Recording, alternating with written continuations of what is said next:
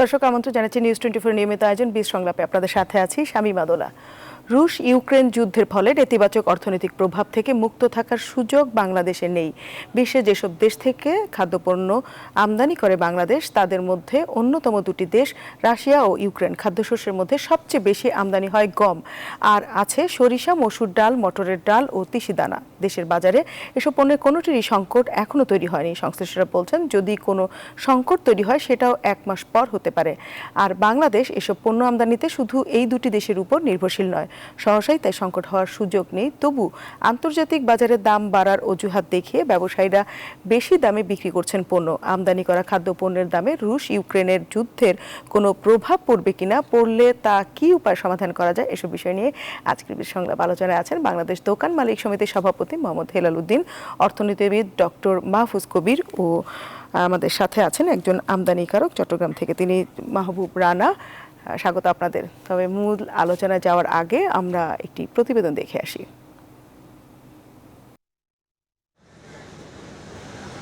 যুক্তরাষ্ট্র কিংবা ইউরোপের বাইরে বিকল্প বাজার হিসেবে গেল 5 বছর ধরে রাশিয়াতে তৈরি পোশাক রপ্তানি করছে ফাহমিদুর রহমান। গেল 24 ফেব্রুয়ারি তার বড় একটি চালান শিপমেন্ট হওয়ার কথা ছিল রাশিয়াতে। তবে যুদ্ধের প্রভাবে ঝুলে গেছে তার প্রায় 6 কোটি টাকার রপ্তানি আদেশ। কারখানায় কর্মরত 800 শ্রমিকের বেতন কিভাবে দেবেন তা নিয়ে মহা দুশ্চিন্তায় এখন তিনি। যদি মালগুলো আমরা সঠিক সময়ে যদি শিপমেন্টটা না করতে পারি এই বৈশ্বিক সমস্যার কারণে, যুদ্ধের কারণে, তাহলে আমাদের অবস্থা অত্যন্ত খারাপ হবে। আমাদের এই শ্রমিকদের এই ঘাম ঝরানো যে পরিশ্রম, তাদের যে পারিশ্রমিক তাদের সঠিক সময় মতো না দিতে পারলে এটা আমাদের জন্য অত্যন্ত দুঃখজনক হবে।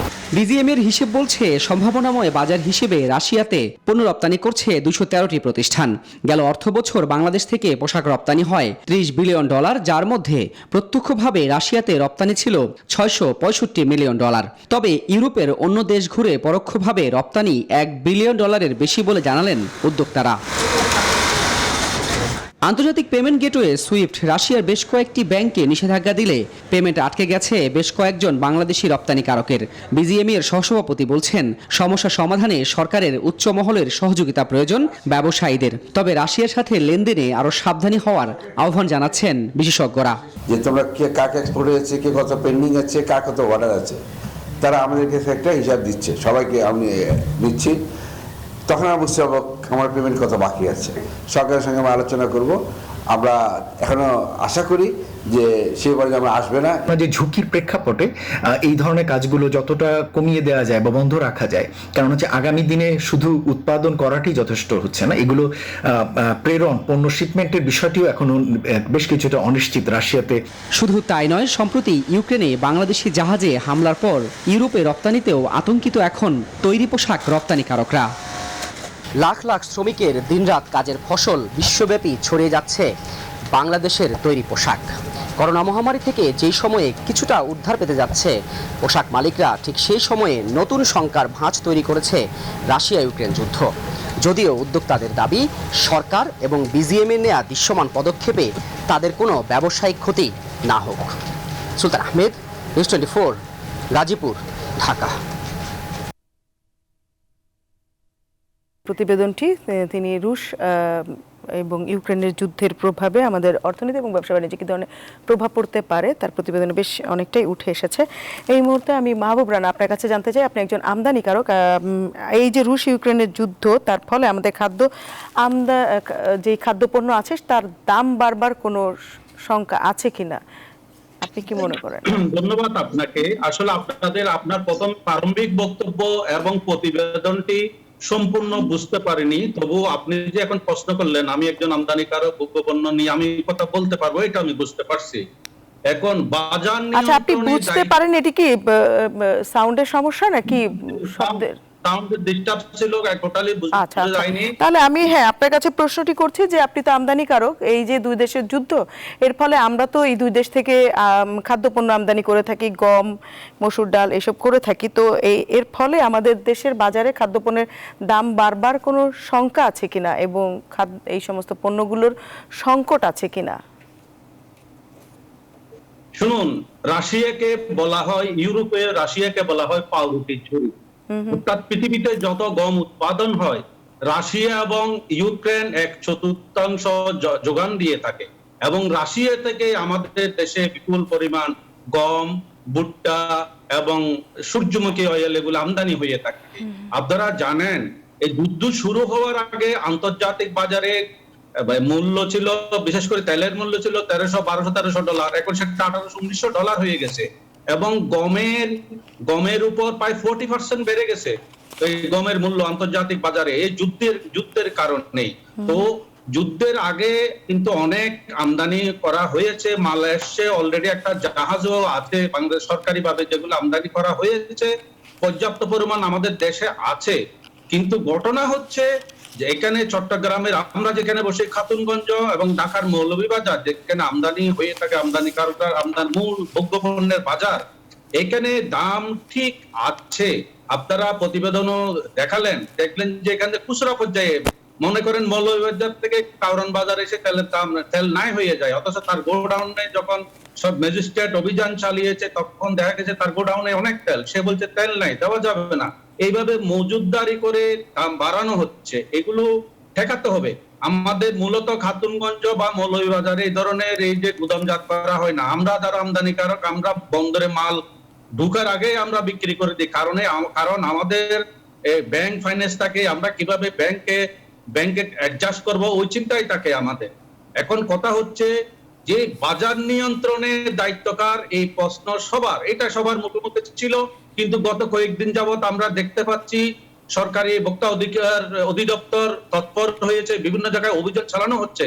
এই অভিযান আপনার অনুষ্ঠানে বলেছি 20 সংলাপ আজ থেকে 7-8 দিন আগে মনিটরিং সেল করে মনিটরিং করার জন্য আমি বলেছি, কিন্তু এটা শুরু হয়নি, হয়েছে গত 5-7 দিন থেকে।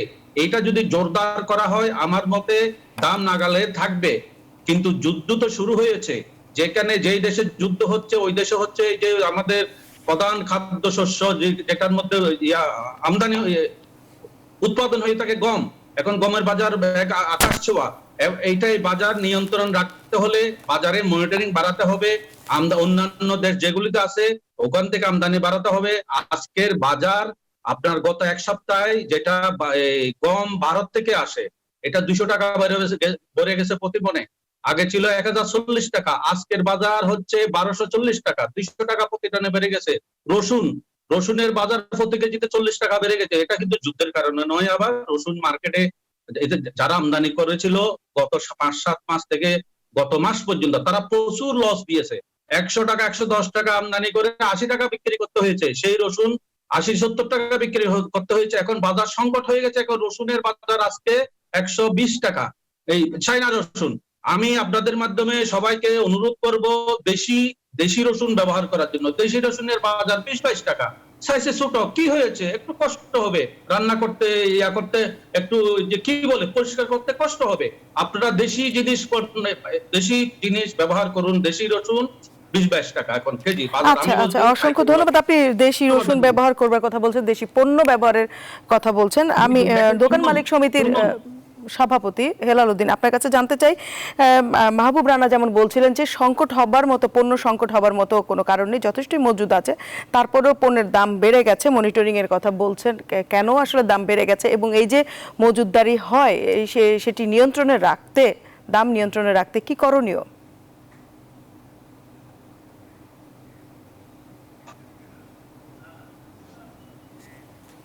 ভাই শুনতে পাচ্ছি না। হেলাল উদ্দিন আপনি কি শুনতে পাচ্ছেন? নিউজের নিউজ 24 এর আমার এই দাগটা একটু ক্লিয়ার করা দরকার। আমরা যতবার একবার শুনতে পাই না, আসলে বলা আমাদের ডিফিকাল্ট হয়। না, নেটওয়ার্ক সম্ভবত আপনার ওখানে নেটওয়ার্কে একটু প্রবলেম হচ্ছে। এখন আপনি আমার প্রশ্ন না শুনে থাকলে আমি আপনার কাছে আবারও প্রশ্নটি করছি যে মাহবুব রানা যেমন বলছিলেন যে পণ্যের এখনো পর্যন্ত কোনো সংকট নেই এবং যথেষ্ট পরিমাণেই মজুদ আছে, তারপরও পণ্যের দাম বাড়ছে এবং মজুদদারি এবং কথা তিনি বললেন এবং মনিটরিং বাড়ানোর কথা, সেই ক্ষেত্রে আমি কিছু বুঝতে পারছি না। আচ্ছা, মাহফুজ কবির আপনার কাছে এই প্রশ্নটি করছি, আপনি যদি প্রশ্নটি শুনে থাকেন তাহলে আপনার কাছে এই প্রশ্নের উত্তরটি আশা করছি। হ্যাঁ, ধন্যবাদ। আসলে এই সংকটের সময়ে, যে কোনো সংকটের সময়ে আসলে এই মনিটরিংটা খুব ইম্পর্টেন্ট, তার কারণ এই সময় কিছু কিছু অসাধু ব্যবসায়ীরা অনেক সময় তৎপর হয়ে থাকেন। সবাই মানে ব্যবসায়ীরা আসলে সবাই মিলে যে আপনার এরকম সংকট তৈরি করার বিষয়টা এরকম নয়, তবে দুই একজনের কারণে আবার দুই একটি সিস্টেমেটিক প্রবলেমের কারণে কিন্তু আসলে বাজারে এক ধরনের অস্থিরতা তৈরি হয়, যেটি এখন দেখা যাচ্ছে। এবং আমি পুরো ব্যবসায়ীরা কিন্তু আসলে সহযোগিতা করছেন এবং তারা আসলে সেবার জন্যই মানে মানুষের উপকারের জন্য কিন্তু তারা কাজ করছেন। তবে আমি বলবো যে আসলে এই মুহূর্তে যে স্টক আছে যেগুলো আমরা ইম্পোর্ট করেছি, যে খাদ্যপণ্য বিশেষ করে ভোজ্য তেল এবং গম বা অন্যান্য যে সমস্ত পণ্য, সেগুলো কিন্তু অলরেডি যেগুলো আছে বাজারে একটা এস্টিমেট এসছে যে এটা আসলে রোজা পর্যন্ত চলবে, কিন্তু এর মধ্যে আসলে আমদানি করতে হবে। যতটুকু আছে ততটুকুর দাম মানে আন্তর্জাতিক বাজার হয়তো দাম বেড়েছে, কিন্তু এটা আমদানি করা হয়েছে 15 দিন বা 1 মাস আগে। এখন এই হঠাৎ করে মার্কেটেও ইন্টারন্যাশনাল মার্কেটেও বাড়লো, দেশের বাজারের সঙ্গে সঙ্গে বেড়ে গেল, মানে এই জিনিসটা কিন্তু কিছুটা সন্দেহ তৈরি করে এবং এই কারণেই কিন্তু এপিসিসিআই পরিষ্কার করে বলে দিয়েছে যে আসলে এখানে তারা নিজেরা মনিটরিং বাড়াবে এবং ব্যবসায়ীরা নিজেরাই যেহেতু উদ্যোগী হচ্ছেন এবং তারা নিজেরাই যথেষ্ট সন্দেহ পোষণ করেছেন যে আসলে এটা কি হচ্ছে। এবং সরকারের দিক থেকেও কিন্তু যথেষ্ট পরিমাণে তৎপরতা রয়েছে এবং আরো কিছু হয়তো নিতে হবে, বিশেষ করে যে ভোজ্য তেলের আমদানি, তো সেই জায়গাতে আমদানি শুল্ক এখন দেখা যাচ্ছে এনবিআর কে চিঠি দিয়েছে বাণিজ্য মন্ত্রণালয় যে 15% ভ্যাট সেটাকে আসলে অন্যভাবে একটু দেখতে হবে যে কমানো যায় কিনা, এটা একটি বিষয়। আরেকটি বিষয় হচ্ছে যে এক ধরনের মিসম্যাচ আছে যে ভোজ্য তেলের ক্ষেত্রে আমদানি শুল্ক হচ্ছে 11% এরকম বাজেটে বলা আছে, কিন্তু সেটা নেওয়া হচ্ছে 33 থেকে 35 টাকা করে। তো এই 11 টাকা ভার্সাস 33-35 এটা যদি হয় তাহলে সেক্ষেত্রে কিন্তু এটা খুবই মানে একটা সমস্যা তৈরি করে। মানে আচ্ছা, আমদানি শুল্ক 11 টাকা বলা আছে, কিন্তু সেটা আপনি বলছেন যে 35 টাকা পর্যন্ত নেওয়া হচ্ছে, এইটি নেবার কারণ কি? এটি একটা খুবই আশাজনক বিষয়। আমার ধারণা এই আমদানিকারক যিনি আছেন বা জনাব হেলাল তিনিও বলতে পারবেন যে আসলে এই ধরনের সমস্যা কেন তৈরি হচ্ছে। কিন্তু এই যে সমস্যা সেটি এমনিতেই তেলের দাম বেশি, আবার এদিকে যুদ্ধ শুরু হয়েছে, সংকট দেখা যাচ্ছে। তো এই অবস্থায় এই জায়গাতে একটু কোঅর্ডিনেশনটা যদি হয়, মানে মনিটরিং আমরা ঠিক করব, ঠিক আছে, ব্যবসায়ীদের পক্ষ থেকে হবে, সরকারের পক্ষ থেকেও শক্ত মনিটরিং হবে, তার কারণ জনগণ তো আসলে এই যে যুদ্ধ যেটা হয়েছে এবং যে সংকটগুলো হচ্ছে তার বোঝা বহন করছে। তো এই জায়গায় বোঝা যতটা লাঘব করা যায়, এবং সেই জায়গাতে অনেক সময় যেটা হয় আমি খুব পরিষ্কার করে বলতে চাই যে যখনই কিছুটা সংকট হয় তখন পুরো দায়টা চলে যায় ব্যবসায়ীদের উপরে, আমদানিকারকদের উপরে, বা যারা হচ্ছে পাইকার বা যারা হচ্ছে মিল মালিক, তাদের ক্ষেত্রেই আসলে পুরো দায়টা চলে যাওয়ার একটা সংস্কৃতি তৈরি হয়েছে আমাদের মধ্যে।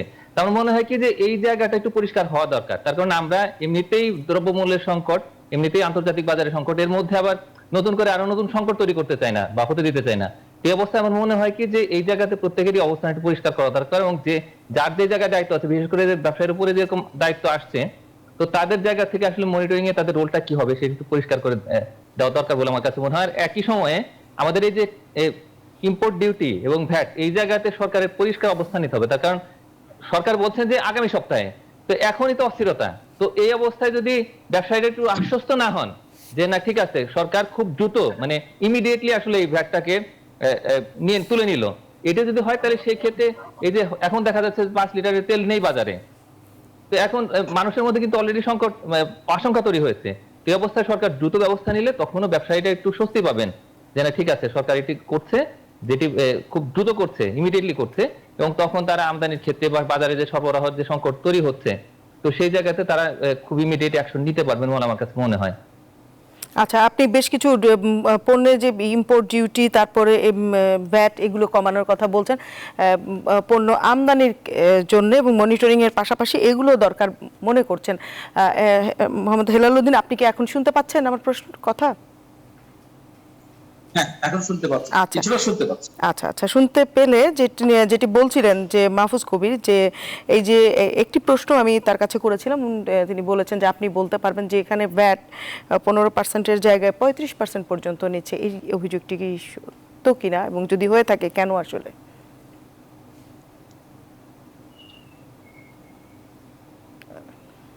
11 টাকার ভ্যাট 33-35 টাকা করে নেওয়া হচ্ছে। আচ্ছা, হ্যাঁ, 11 টাকার ভ্যাট 33-35 টাকা পর্যন্ত নিচ্ছে। আমি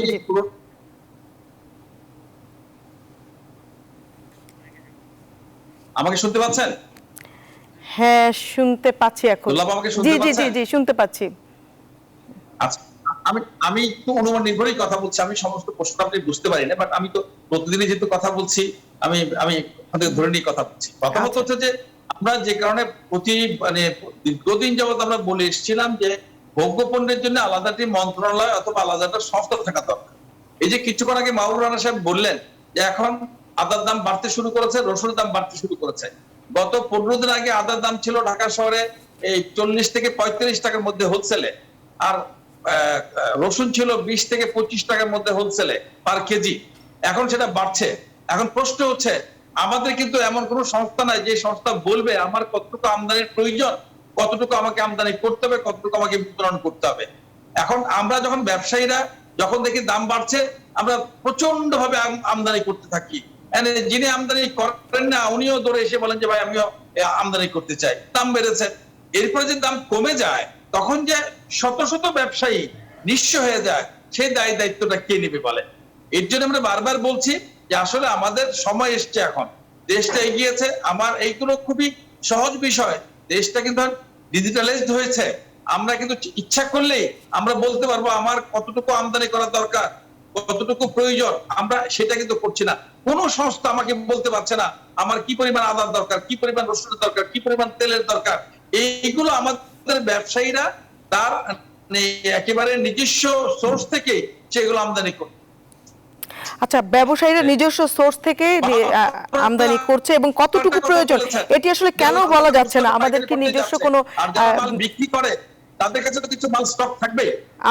আচ্ছা, আমি আপনার কাছে প্রশ্নটি রাখছি যে এই বলতে না পারার আমাদের কি নিজস্ব পরিসংখ্যান নেই আসলে কতটুকু চাহিদা আমাদের আছে এবং কতটুকু আছে? এই প্রশ্নের উত্তর আপনার কাছ থেকে আমরা জানবো এই বিরতির পরে। এই মুহূর্তে নিয়ে নিচ্ছি একটি বিরতি, বিরতির পরে ফিরবো বাকি আলোচনা। দর্শক সাথেই থাকবেন।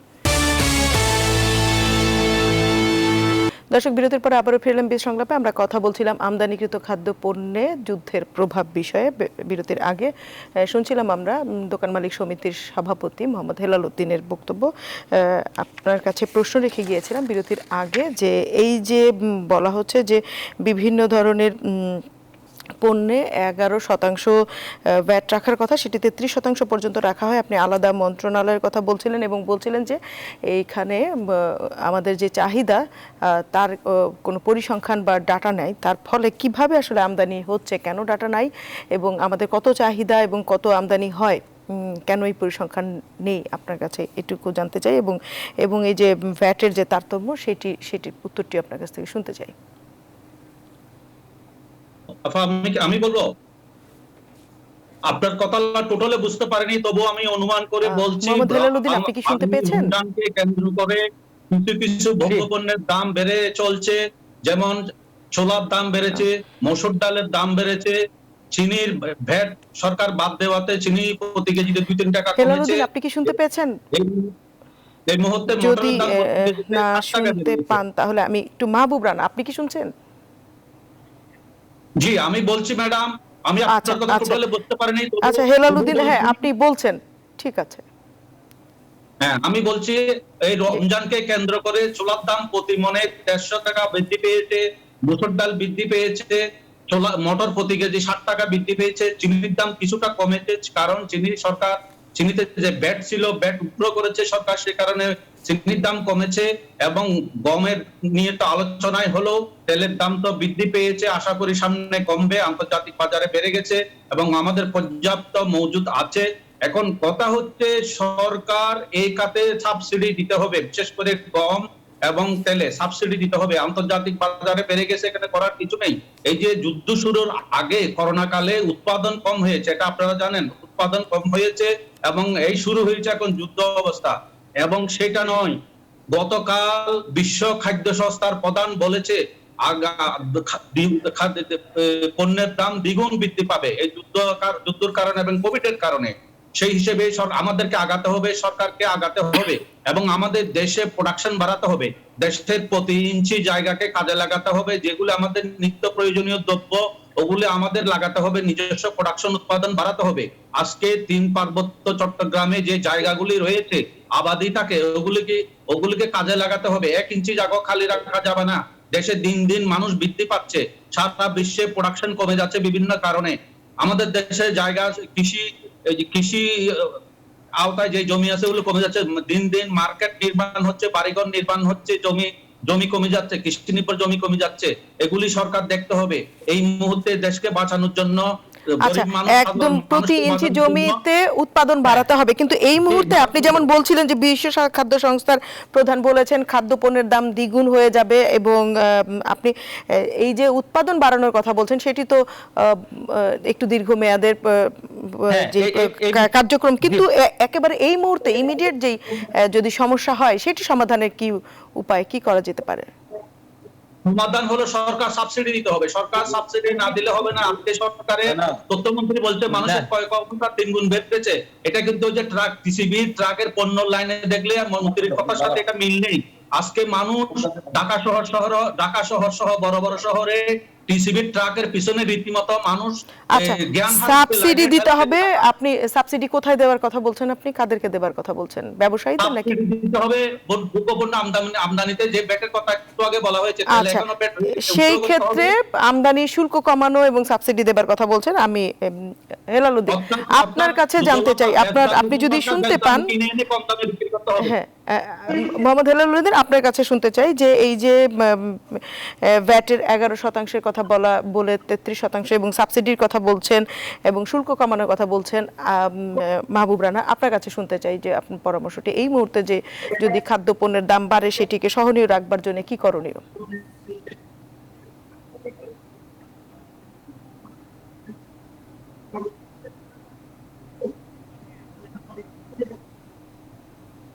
আপনি কি আমার কথা শুনতে পাচ্ছেন? হেলালুদ্দিন জি, আমি আপনাকে বলছি, আপনি আপনার উত্তরটি আপনি কি আমার কথা শুনতে পাচ্ছেন? জি জি, এখন শুনতে পাচ্ছি, আপনি বলুন। জি, শুনতে পাচ্ছি, আপনি বলুন। আপনি আমার কথা শুনতে পাচ্ছেন? শুনতে পাচ্ছি, আপনি বলুন। প্রশ্ন হচ্ছে যে এই মুহূর্তে যদি আমরা মনে করি, হ্যাঁ, মাহবুব রানা বলেছেন যে এখানে সরকারের সাবসিডি দেওয়ার কথা বলেছেন। জি, এই মুহূর্তে মাহবুব রানা মনে করছেন যে সরকার যদি ওইভাবে আপনার সাবসিডি দেয় সেই ক্ষেত্রে পণ্যের দামটা নাগালের মধ্যে থাকবে। এখন প্রশ্ন যে সরকার কত দিকে সাবসিডি দিবে? আপনাকে খেয়াল করতে হবে যে সরকার একদিকে এই 17-18 কোটি মানুষকে 3 ডোজ টিকা দিচ্ছে। তো 3 ডোজ টিকা মানে তো অনেক টাকা। 3 ডোজ টিকা মানে তো অনেক টাকা। তো এই টাকাটা সরকার পাবে কোথায়? এবং সরকার অনেকগুলো সেফটি নেট আছে। আপনি জানেন যে টিসিবির মাধ্যমে সরকার এখন প্রায় 1 কোটি পরিবারকে তারা সাহায্য করছে। সরকার নগদ প্রণোদনা দিচ্ছে, বৃদ্ধ ভাতা থেকে শুরু করে অসংখ্য সেফটি নেট তৈরি করেছেন নিম্ন আয়ের মানুষের জন্য। এগুলো সবই ঠিক আছে। সেই ক্ষেত্রে শুধু সরকার তাহলে পরামর্শ কি আপনার পরামর্শ কি? এগুলো তো সরকারের পক্ষে এতটা সম্ভব হবে কিনা আমি জানি না। বিষয়টা সেই জায়গা না। আমি মনে করি এই মুহূর্তে যেহেতু ভোগ্যপণ্যের দাম বাড়ছে, আমাদের সবারই কিন্তু মনে রাখতে হবে আমরা কিন্তু শুধু রাশিয়া ইউক্রেনের যুদ্ধ না, এই যুদ্ধ কিন্তু আজকে বৈশ্বিক যুদ্ধে পরিণত হয়েছে। ওনারা ওখানে বসে বসে কেউ স্যাংশন দিচ্ছেন, কেউ আপনার এই আমাদেরকে ইয়ে করছেন, সব মিলে আমাদের যে সাপ্লাই চেইন সেটা কিন্তু বিনষ্ট হচ্ছে। এবং বিনষ্টর কারণে আজকে সারা পৃথিবীতে এমন কোন পণ্য নাই যে পণ্যের দাম বাড়ে নাই। এটা আমার মাথায় নিয়ে কিন্তু আমাকে চলতে হবে খুব তড়িঘড়ি করে। যেটা কিছুক্ষণ আগে মাহবুব রানা বলেছেন যে বিশ্ব খাদ্য সংস্থার প্রধান বলেছেন ভোগ্যপণ্যের দাম দ্বিগুণ হবে, এবং এইটাই তো সত্য। এবং এর বাইরে কিন্তু আমাদের যাওয়ার তেমন কোনো সুযোগ নাই। অতএব একজন ভোক্তা হিসেবে আমি মনে করি আমাকে সেই জায়গায় আমাকে রেশনিং এর মধ্যে আসতে হবে। এবং আমরা যে পণ্য কিনছি, আমি যে জিনিসটা বারবার বলার চেষ্টা করছি যে সাপ্লাই চেইনটা যদি আমরা এই মুহূর্তে সঠিক না রাখি, আমরা সাবসিডি চাবো, আমরা শুল্ক কমাবার কথা বলবো, সব ঠিক আছে, বাট ব্যবসায়ীদের কিন্তু এই মুহূর্তে আপনাকে স্বস্তি দিতে হবে। ব্যবসায়ীদেরকে যদি আপনি বাজারটাকে যদি আপনি গরম করে ফেলেন, আপনি কিন্তু বাজারে একসময় পণ্য পাবেন না। আমি বারবার বলছি, আপনি লক্ষ্য করে দেখেন বাজার অস্থির হয় কিভাবে। আপনি টিসিবি যে ট্রাক গুলো দিয়ে মানুষকে আপনি রাস্তা আপনি খাবার দিয়ে পণ্য বিক্রি করছেন, কেন টিসিবির মাধ্যমে ট্রাকের মাধ্যমে রাস্তা দাঁড়িয়ে পণ্য বিক্রি করতে হবে? তাতেই আপনি প্রমাণ করছে যে খাদ্যের সমস্যা আছে, পণ্যের দাম বেড়েছে। তাহলে কি করতে হবে? আমি তো এটা মনে করি, আমরা গত 6 মাস যাবত বলছি যে আপনি এগুলোকে কার্ড সিস্টেম করে দেন।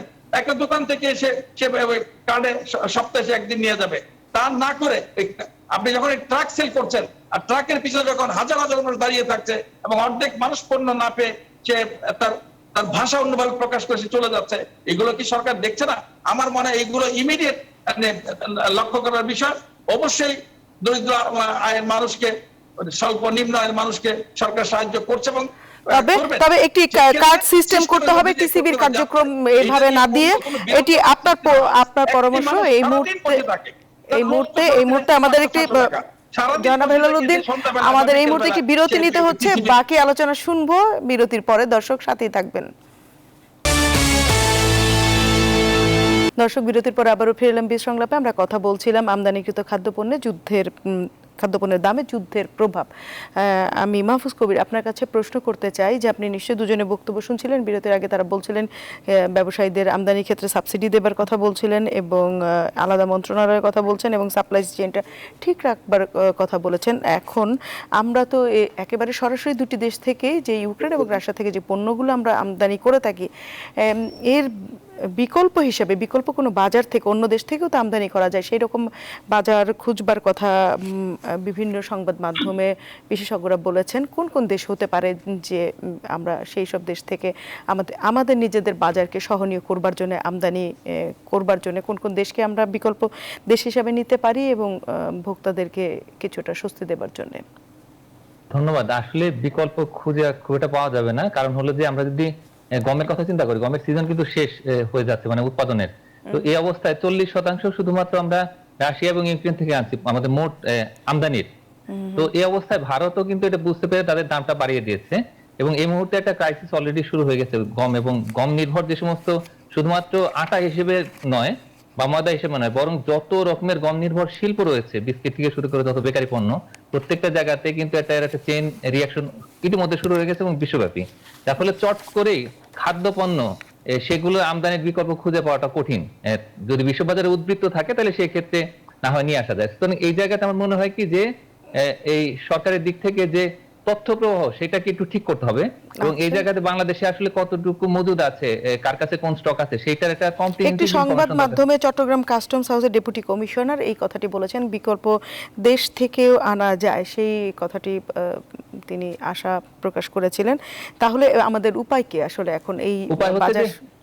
এই মুহূর্তে আসলে আগামী 5-6 মাসের জন্য আর কি, যে অন্তত আমাদের যথেষ্ট মজুদ আছে কিনা বা মজুদ না থাকলে কতটুকু ঘাটতি আছে সেটুকু একটা অ্যাসেসমেন্ট দরকার এবং এই মুহূর্তেই আসলে পুরো কম্প্রিহেন্সিভ একটা স্টক অ্যাসেসমেন্ট দরকার এবং এটা যদি হয় তাহলে সরকারের জন্য আসলে সহজ হবে, ব্যবসায়ীদের জন্য সহজ হবে। মানে তাড়াহুড়ো করে তাহলে একটি হিসাব করে আসলে আমাদের কত দিনের আছে সেই হিসাব করে সরকারের উদ্যোগ নিতে হবে। মাহবুব রানা, আপনার কাছে জানতে চাই একই প্রশ্ন, সেই প্রশ্নটির সূত্র ধরে কথা বলছি যে চট্টগ্রাম কাস্টমস হাউসে ডেপুটি কমিশনার আশ্বস্ত করেছিলেন যে একটি সংবাদ মাধ্যমে যে আমাদের যথেষ্টই মজুদ আছে, যদি দাম বাড়ে সেটি ব্যবসায়ীদের আতঙ্কের কারণে বাড়তে পারে। সেটিকে আপনি মনে করছেন কিনা? অলরেডি তো কিছু কিছু দাম বাড়তে শুরু করেছে, সেটি কি ব্যবসায়ীদের আতঙ্কের কারণেই কিনা? আসলে আমাদের টোটাল চাহিদা হচ্ছে 50 থেকে 55 মেট্রিক টন গমের, লক্ষ মেট্রিক টন চাহিদা। ইতিমধ্যে আমাদের 30 লক্ষ মেট্রিক টন পর্যন্ত আমদানি হয়েছে। সামনে প্রোডাকশন আমাদের দেশে প্রোডাকশন হয় 10 থেকে 12 লক্ষ মেট্রিক টন। আর যে মাহফুজ সাহেব যেটা বললেন ভারত থেকে বাকিটা আসে, ভারত কিন্তু ইতিমধ্যে দাম বাড়িয়ে দিয়েছে যে যুদ্ধের কারণে। এর বাইরে আমাদের দেশে আমদানি হয়ে থাকে কানাডা এবং অস্ট্রেলিয়া। আসলে কম দামে হচ্ছে ভারত ও ইউক্রেন রাশিয়ার গমগুলি। কানাডা থেকে আসলে ভৌগোলিক কারণে কানাডা অস্ট্রেলিয়া আমাদের থেকে অনেক দূরে, জাহাজ ভাড়া বেশি, একটা কন্টেনার রাস্তা 1 মাসের উপরে লাগে, রাশিয়া থেকে 18-19 দিনে চলে আসে।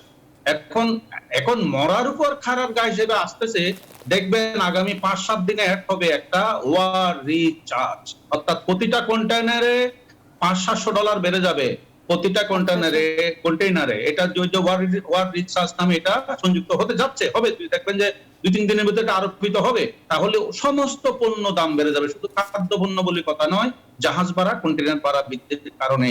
তো এই মুহূর্তে কিন্তু আমাদের যে আজকে আমি যেটা যতটুকু জেনেছি প্রায় 70% পর্যন্ত আমাদের চাহিদার গম আমাদের মজুদ আছে। বাকিটা আসতে হবে, আর বাকিটা কানাডা আছে, অস্ট্রেলিয়া আছে, এই 2 দেশ আছে, ভারতও আছে, এগুলো থেকে আসবে। আশা করি সমস্যা হবে না, দামতে বৃদ্ধি পাবে, স্বাভাবিক অবস্থা। এটা দাম বেশি, বিশ্ববাজারে দাম বেড়ে গেছে, দাম বৃদ্ধি পাবে, আমাদেরকে বেশি দিয়ে কিনতে হবে। তো এখানে এমনি খাদ্য পণ্যের গমের ডিউটি নেই এখানে। আমি যেটা আগেই বলেছি, সরকার এই খাতে সাবসিডি দিয়ে কমাতে পারে। সরকার এখন বড় বড় যে উন্নয়ন খাতগুলি আছে, এই সমস্যা সমাধানের জন্য এগুলো আপাতত বন্ধ রেখে দেশের মানুষ যাতে খেয়ে পরে বেঁচে থাকে। মানুষ কোভিড এর কারণে কর্মহারা হয়ে গেছে, অনেক ক্ষুদ্র দোকানদার আজকে পথে নেমে, ব্যবসায়ীরা আজকে কর্মহারা, অনেকে চাকুরিহারা। সেই কারণে আচ্ছা, আপনি সাবসিডি দেবার কথা বলছেন এবং উন্নয়ন প্রকল্পগুলোর সাথেও কিন্তু এই কর্মযজ্ঞের সাথে বিশাল একটি কর্মী বাহিনীও যুক্ত আছে। তো মোহাম্মদ হেলালুদ্দিন, আপনার কাছে শুনতে চাই যে এই যে তিনি বলছিলেন যে আমাদের 70% পর্যন্ত মজুদ আছে, আরো 30% সেটি অনেক দূর দূরান্তের দেশ কানাডা এবং অস্ট্রেলিয়া থেকে আমদানি করতে গেলে চার্জ বেড়ে যাবে, তো সেই জায়গায় সাবসিডির কথা বলছেন। আপনার পরামর্শটি শুনতে চাই। আমাদের ভোক্তাদের স্বস্তি দেবার জন্য আসলে কি করণীয়? শেষ পর্যন্ত সব শেষ চাপটি কিন্তু ভোক্তাদের উপরেই পড়ে। ধন্যবাদ আপা। প্রথমত হচ্ছে যে আসলে সাবসিডির বিষয়টা একটু জটিল। সরকার চাইলেই সাবসিডি দেবে, আমাদের তো সেরকম অর্থনীতি না, আমার দেশ সেই জায়গায় কিন্তু এখনো পৌঁছায় না। হ্যাঁ, আমরা উন্নয়নশীল দেশে এগোচ্ছি, হ্যাঁ, গত 10-12 বছরে আমাদের উন্নয়নটা ডেফিনেটলি দৃশ্যমান হয়েছে, কিন্তু আমাদের সর্বক্ষেত্রে সরকার সাবসিডি দিবে, আমরা সবাই সাবসিডি চাইবো, ব্যাপারটা ওরকম না। আমাকে খেয়াল করতে হবে ভোগ্যপণ্যের বাজারে যখন দাম বাড়ে আমাকে দাম বাড়িয়ে আমাকে কিনতে হবে। এখন প্রশ্ন হচ্ছে আমাদের আয় বাড়ে নাই, আমাদের মাথার আয় বাড়ে নাই, আমরা দারিদ্র্য সীমার নিচে অনেক মানুষ চলে গেছে। আমাদের এই বিষয়টা তো অন্য ভিন্ন বিষয় যে তার আয় বাড়ানোর ব্যবস্থা করতে হবে। এই অবস্থায় আমরা কি করবো? আপনি দেখেন আজকে সারা পৃথিবীর যে অবস্থা, এই যে কিছু না এখন বললেন না যে অন্য কোনো দেশ থেকে আমদানি করা যায় কিনা। এখন ধরেন যারা অর্থনীতি বোঝেন তারাও বলে, যারা অর্থনীতি আমরা বুঝি না তারা অর্থনীতি নিয়ে কথা বলি। আপনি পাম অয়েল আর পৃথিবীর কোন দেশ বিক্রি করে বলেন তো? মালয়েশিয়া আর ইন্দোনেশিয়া ছাড়া। এখন আমি দ্বিতীয় সোর্স কোথায় পাবো? সারা পৃথিবীতে মালয়েশিয়া এবং ইন্দোনেশিয়া ছাড়া পাম অয়েল পাওয়া যায় না। আমি সেই পাম অয়েল কিন্তু আমার এই দুটা দেশ থেকে আসতে হয়। আমার ভোজ্য তেল যেটা সয়াবিন আমরা যেটা কিনি সেটা আমাকে আর্জেন্টিনা অথবা ব্রাজিল থেকে আসতে হয়, এর বাইরে কোথাও আমি পাবো না। আমি কোথায় সেকেন্ড সোর্স চেষ্টা করি? আমার গম 80% করণীয় হচ্ছে আপনাকে বাজারটাকে খুব খেয়াল রাখতে হবে। আমাদের সবাইকে এখন কিন্তু আমরা বলার চেষ্টা করছি রাশিয়া ইউক্রেনের যুদ্ধ, পাশাপাশি কিন্তু আমাদের মনে রাখতে হবে আমরা তার বাইরে না। আমাদের প্রত্যেকের সহনশীল আচরণ করতে হবে এবং বাজারটাকে গভীর পর্যবেক্ষণের মধ্যে রাখতে হবে, এবং যাতে মানুষের, দরিদ্র মানুষের পক্ষে যারা নিম্ন আয়ের মানুষ, তারা যাতে কোনো ক্রমে কষ্ট না পান তার যথাযথ ব্যবস্থা গ্রহণ করতে হবে। এবং ইতিমধ্যে সরকার ব্যবস্থা গ্রহণ করছে। প্রয়োজন হলে বড় ব্যবসায়ী আমাদের যারা আছেন তাদেরকেও আমি বলবো তারাও এগিয়ে আসেন, যাতে করে দরিদ্র মানুষ, যারা নিম্ন আয়ের মানুষ, তারা যাতে কষ্ট না পায়। একটাই আমাকে মনে রাখতে হবে, আমি এই পৃথিবীতে সারা জীবনের জন্য আসি নাই, আমি এই অর্থবিত্ত নিয়ে আমি কবরেও যাব না। অতএব রাষ্ট্র যখন বিপদে পড়ে, মানুষ যখন বিপদে পড়ে, আমরা কিন্তু সবাই এগিয়ে আসবো। এটি হচ্ছে দেশাত্মবোধ, এটি হচ্ছে মানবতা। এবং মাননীয় প্রধানমন্ত্রী যেটা আমাদের শিখিয়েছে, অর্থাৎ মানুষ যখন বিপদে পড়বে আমরা সবাই তার পাশে দাঁড়াবো। সেটা রাষ্ট্র দাঁড়াচ্ছে, আমরা সবাই মিলে দাঁড়াবো। আমরা যারা বিত্তবান, যারা দেশের বিত্তবান আছেন তারা সবাই মিলে দাঁড়াবে, এটা হচ্ছে আমার শেষ প্রত্যাশা। আচ্ছা, একসাথে ব্যবসায়ীদের এবং সরকারের পাশাপাশি সকল নাগরিককে দায়িত্বশীল আচরণ করবার কথা বলছেন। ব্যবসায়ীরা যেন দায়িত্বশীলতার পরিচয় দেন এবং উচ্চবিত্ত যারা আছে তারা যেন দরিদ্র মানুষের পাশে দাঁড়ান। সরকারের সাথে সাথে সকলকে ঐক্যবদ্ধভাবে এই সমস্যার সমাধান করতে হবে, সেটি আপনার বক্তব্য থেকে উঠে এসেছে। দর্শক, বীজ সংলাপ আজ পর্যন্ত। নতুন কোনো বিষয় নিয়ে নতুন কোনো অতিথির সাথে আবারও যুক্ত হব। ভালো থাকবেন, সুস্থ থাকবেন, নিরাপদে থাকবেন এবং নিউজ 24-এর সাথেই থাকবেন।